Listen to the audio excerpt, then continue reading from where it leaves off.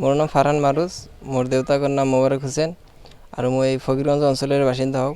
আগতে আমাৰ ঘৰ ইয়াতে নাছিল, মই ইয়াতে পাৰ্মানেণ্টটো বেলেগ হয়, কিন্তু টেম্পৰাৰীভাৱে আমালোকে ইয়াৰে বাসিন্দা হওঁ এতিয়া। পাৰ্চেণ্টাইল হিচাপে দেখিবলৈ গ'লে 99.54 আহিছে আৰু নম্বৰ হিচাপে দেখিবলৈ 556 নম্বৰ আহিছে।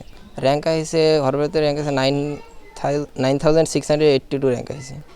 মই আজমল চুপাৰপুটিৰ পৰা পঢ়া শুনা কৰিছোঁ।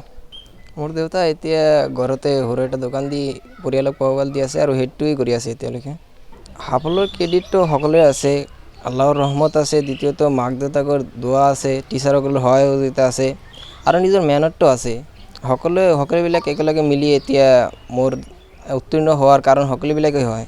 মই এইটোৱে ক'ম যে নিজৰ যিটো এইম আছে আৰু সেই এইমক লক্ষ্য কৰি ভালকৈ পঢ়া শুনা কৰিব লাগিব আৰু নিজৰ এইমটো স্থিৰ কৰিব লাগিব যে মই এইটো কৰিমেই আৰু এনেকৈ পঢ়িব লাগিব যাতে মোৰ এইটো প্লানটো ছাকচেছ হয় আৰু মোৰ যাতে নিজৰ এইমটো কমপ্লিট কৰিব পাৰে। তাৰ কাৰণে ভালকৈ ষ্টাডি কৰিব লাগিব আৰু ভালকৈ পঢ়া শুনা কৰিব লাগিব।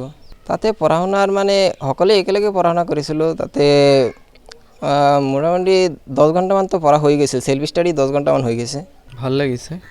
মোৰ সৰু ভাইটিয়ে এইবাৰ হায়াৰ ছেকেণ্ডেৰী পাছ কৰিছে আৰু লগতে NEET 2025 যোনটো আণ্ডাৰ গ্ৰেজুৱেট এক্সাম হয় সেইটো দিছিলে। ফাৰ্ষ্ট চান্সতে এইবাৰ কোৱালিফাই কৰিছে।